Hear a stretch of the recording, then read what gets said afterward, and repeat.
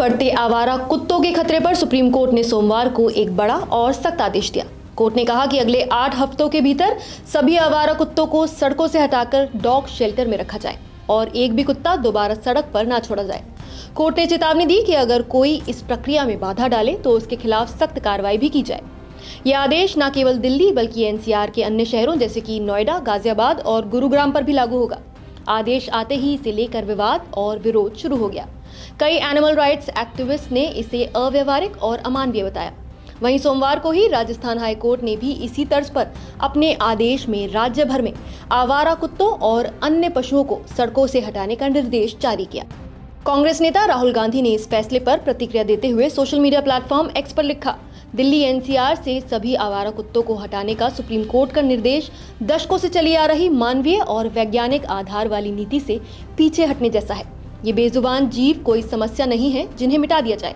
राहुल ने आगे कहा कि शेल्टर, नसबंदी, वैक्सीनेशन और सामुदायिक देखभाल से सड़कों को सुरक्षित रखा जा सकता है, वो भी बिना क्रूरता के।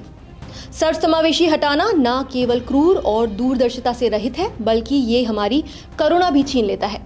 हम सार्वजनिक सुरक्षा और पशु कल्याण दोनों को साथ साथ सुनिश्चित कर सकते हैं।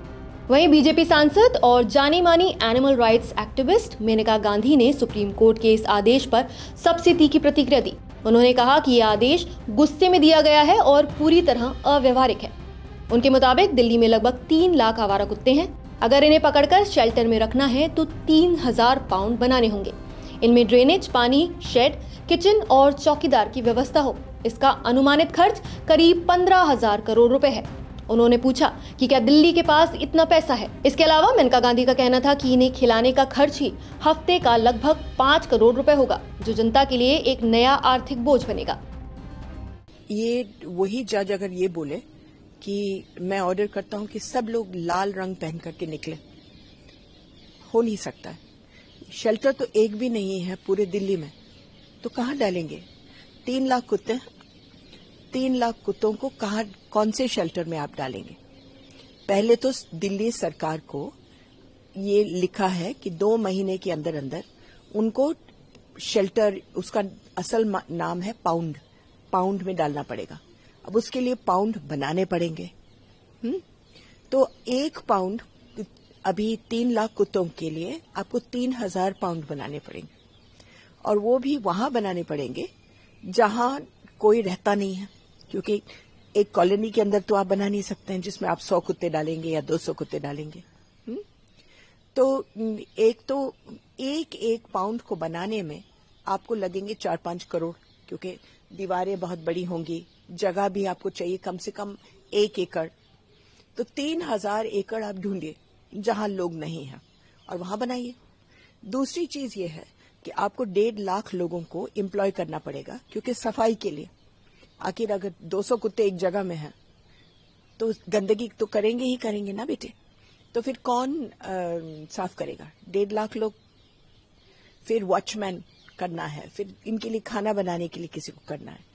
अगर आपने गलती से अगर बना भी लिए तो ये बताइए कि आप 5 करोड़ रुपए हफ्ते खर्चा करने के लिए तैयार हैं कुत्तों को खिलाने के लिए हर हफ्ते? क्योंकि अभी तो वो मुफ्त में खा रहे हैं, फीडर्स, सिविल सोसाइटी उनको खिला रही है। अब तो सरकार कह रही है कि नहीं, हम रखेंगे और हम खिलाएंगे। तो बताइए कहां से पैसे आएंगे? और अगर आएंगे भी तो लोग क्या नहीं बोलेंगे कि आप गरीबों के लिए कुछ कर नहीं सकते हैं, आप कुत्तों को खिला रहे हैं? मेनका गांधी ने यह भी आरोप लगाया कि ये मामला एक झूठी मीडिया रिपोर्ट के आधार पर उठाया गया, जिसमें कहा गया था कि कुत्ते के काटने से एक बच्ची की मौत हुई, जबकि उसके माता पिता ने पुष्टि की थी कि उसकी मौत मेनिंजाइटिस से हुई थी। साथ ही उन्होंने चेतावनी दी कि इस तरह बड़े पैमाने पर कुत्तों को हटाने से पारिस्थितिक संतुलन बिगड़ जाएगा।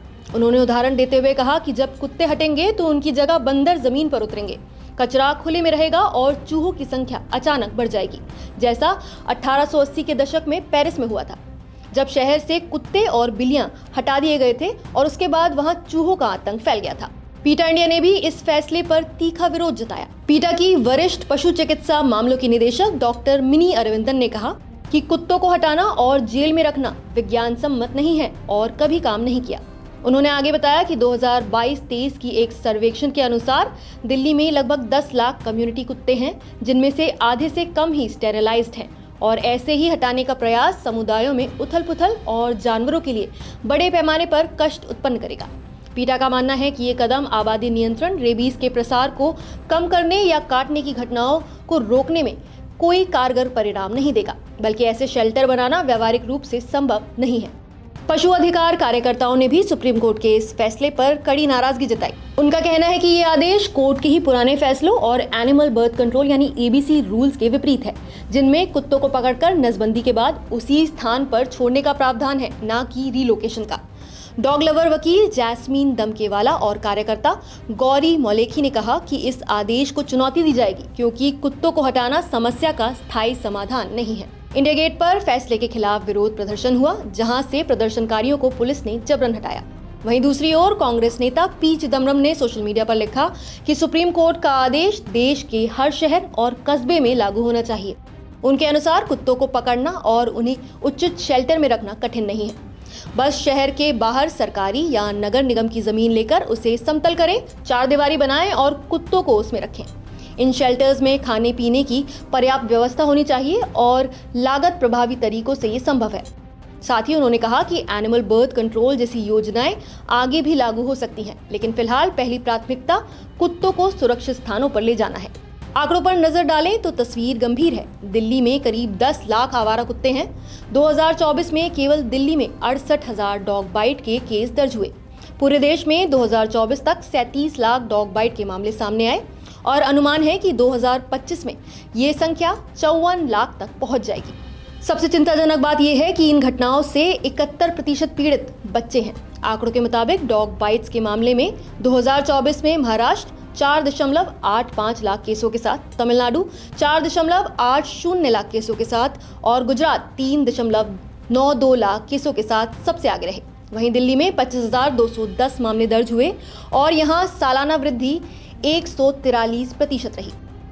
सोमवार को राजस्थान हाई कोर्ट ने भी सुप्रीम कोर्ट की तर्ज पर राज्य भर में आवारा कुत्तों और अन्य पशुओं जैसे गायों को सड़कों से हटाने का आदेश जारी किया। जस्टिस कुलदीप माथुर और जस्टिस रवि चरानिया की पीठ ने निर्देश दिया कि नगर निकाय विशेष अभियान चलाकर इन जानवरों को हटाएं और सुनिश्चित करें कि उन्हें न्यूनतम शारीरिक नुकसान हो। कोर्ट ने यह भी कहा कि अगर कोई इस प्रक्रिया में बाधा डाले तो नगर निकाय कर्मचारी उनके खिलाफ एफआईआर दर्ज कर सकते हैं। अदालत ने ये व्यवस्था भी दी कि अगर नागरिक धार्मिक विश्वास या पशु प्रेम के चलते इन जानवरों को खाना खिलाना चाहते हैं तो वो केवल डॉग शेल्टर या गौशालाओं में ऐसा करें। राजस्थान हाईकोर्ट ने नगर निकायों को ये भी निर्देश दिया कि वो हेल्पलाइन नंबर और ईमेल आईडी जारी करें जिससे लोग शिकायत दर्ज करा सकें। अदालत ने भीड़भाड़ वाले इलाकों, अस्पतालों और अदालत परिसरों से इन जानवरों को प्राथमिकता से हटाने का आदेश दिया। इसके अलावा नेशनल और स्टेट हाईवे प्राधिकरण को नियमित पेट्रोलिंग कर सड़कों से इन जानवरों को हटाने के निर्देश दिए गए।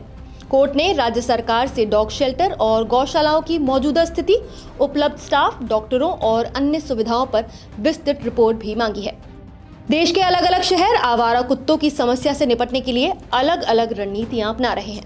मुंबई में 2025 तक 90,700 आवारा कुत्तों का आंकड़ा है, जहां एनजीओ की मदद से स्टेरिलाइजेशन और वैक्सीनेशन तो किया जा रहा है, लेकिन उन्हें पकड़ कर रखने की कोई स्थायी नीति नहीं है। कोलकाता में 2024 की एसओपी यानी स्टैंडर्ड ऑपरेटिंग प्रोसीजर के तहत केवल तयशुदा क्षेत्रों में ही कुत्तों को खिलाने की अनुमति है और उल्लंघन करने वालों की गिरफ्तारी का प्रावधान भी है। वहीं लखनऊ में स्थिति चिंताजनक है, जहां हर 4 मिनट में एक डॉग बाइट का मामला सामने आता है।